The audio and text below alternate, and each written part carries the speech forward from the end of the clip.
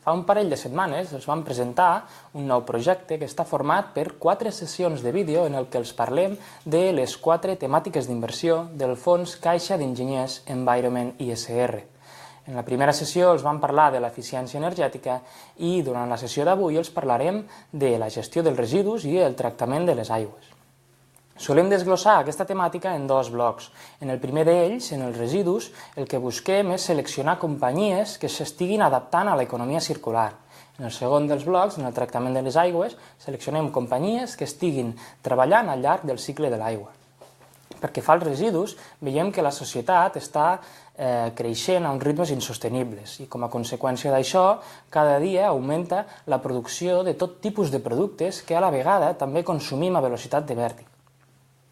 Un exemple que ens permet visualitzar part d'aquest impacte sobre el medi ambient és un estudi realitzat l'any 2015 per uns científics britànics i australians en el qual s'estima que vora del 90% de les aus marines totals han ingerit plàstics alguna vegada a la seva vida. Des de Caixa d'Enginyers Gestió el que busquem és seleccionar companyies que estiguin posant el seu focus i siguin de la indústria que siguin en la prevenció i minimització de residus, a la vegada que es centrin en l'economia circular, és a dir, en la reutilització dels materials i el reciclatge de residus. Un exemple d'inversió dins d'aquest bloc podria ser l'empresa nord-americana Mohawk, que es dedica a fabricar tot tipus de sòls, com per exemple parquets, ceràmics, laminats o bé moquetes. La particularitat d'aquesta empresa és que posa el focus del seu negoci en l'economia circular, és a dir, un exemple que ens permet entendre com fa aquestes coses és que 500 dels seus productes contenen materials reciclats. En el segon dels blocs ens centrem en seleccionar companyies que treballin al llarg del cicle de l'aigua. Actualment, el 70% de la superfície terrestre està recoberta per aigua, però tan sols el 2,5% de l'aigua total és aigua dolça, amb el 97,5% restant sent aigua salada. A més, prop del 30% de l'aigua total es troba soterrada, el qual a vegades dificulta la seva extracció. Pel que fa als usos que en fem de l'aigua, el 70% del total es destina al sector agropecuari, el 20% restant al sector de la indústria i, per últim, el 10% als municipis.